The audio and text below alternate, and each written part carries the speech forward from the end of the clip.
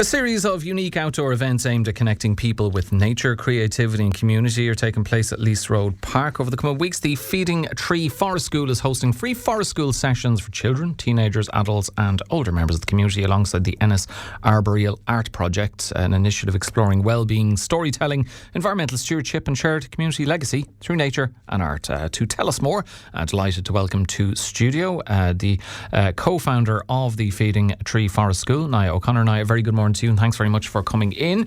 And because you're a co-founder, that means there's someone else involved, and that's own Tynan O'Mahon. Very welcome to both of you. Thanks to both of you for dropping by. Thank you. Thank you. Naya, can you explain what the Forest School is and the philosophy behind it? Yes, so Forest School is an ethos where we are trying to bring people, children and people in general, closer to nature.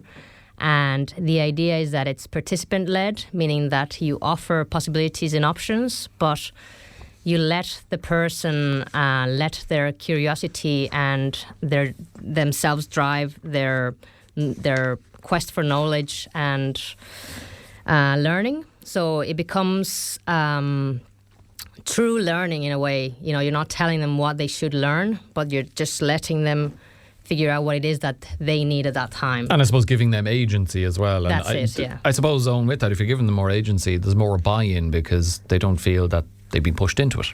That's it, really. And even though we have lost a lot of our connections with nature, this is a very easy route in terms of... So I suppose we really want people, and young people particularly, to become stewards of nature, become stewards of the forest. And so in order to love nature, you got to know nature, and being immersed in it, as in Forest School, where rain, hail or shine, we are in the woods enjoying the experience, checking out the range of flora and fauna that are there, and then through the seasons as well. It's really important to have the same people come into the woods in winter, spring, summer and autumn to see the changes. Now, the Forest School often associated with children, but your programmes that span all age groups, you know, young children, teenagers, adults. Why is nature connection important, I guess, at every stage of life? Yeah, so we have programmes for babies, for toddlers, for young children. We're starting with teenagers and for adults as well. And it's important because we're all part of nature. Sometimes it's said like nature is different to human beings, but human beings are part of nature. We are nature. So when we lose that connection with the natural environment around us, it's like we're losing a part of ourselves, our own identity. And, you know, it's very sad, really, to see children these days losing words, not knowing what a nettle is or what brambles are, not being able to identify certain trees that, you know, like 100 years ago, you know, all children would have been able to identify. And it's also very nice to see them suddenly being able to identify them correctly and knowing what the wood is good for or what fruits they might bring in spring or summer. And it's nice to see that journey that children and adults as well, because a lot of adults, whether they're from Ireland or from other parts in the world, have also lost this connection to nature by being in urban areas and, you know, working full time, not having time to spend in nature. So it's beautiful to see people suddenly realising that they can get so much from nature and give so much to nature back as well. And I do wonder, Owen, you know, people of a certain age always engage in, things were better back in my day, but I do think I've discussed this before with people both on the show and, you know, peers, that we were part of maybe one of the last age groups that spent a considerable amount of our youth outdoors, be it playing sports or playing with friends, playing games, and quite often you'd be, you know, areas like the woods or forests, you know, you'd be out doing that and not knowing the name of a nettle or being able to identify certain plants or trees is because young people nowadays are, and I don't want to use the cliche of, you know, glued to their screens, but I just did, and they're indoors a lot more. And I suppose that you're helping to kind of address that, to encourage younger people outside of their house and to explore. Yeah, that's true. And you know, as a young boy, I was up the mountain. You know, we lived at the base of a mountain, and you know, don't come back and clear dinner. Yeah, exactly. take that piece of bread with you, and And certainly we've had lots of adults have said that to us. So we used to do that when we were young, and we did. But the difference, I think, now is that science has shown us in recent years, in the last 30 years, there's been so much science around the benefits of being in woods. You know, the fact that the trees are giving off these phytonoids that actually change the serotonin levels in your body. It calms you down, it de-stresses you. And the whole model of what trees do, you know, that they are a very social kind of being. They connect and talk to each other.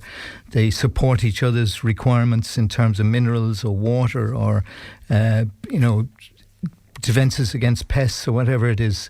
So there's a lot to learn. And I think what we are beginning to see is the science behind it, which gives kind of credence to what we always felt was there, that it's important to be in nature.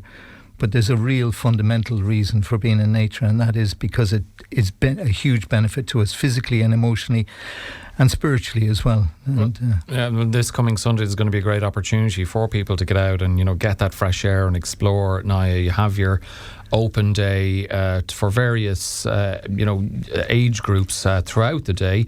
Take us through what can expect, because as I say, for younger people, for teens and for adults as well, there's a lot on.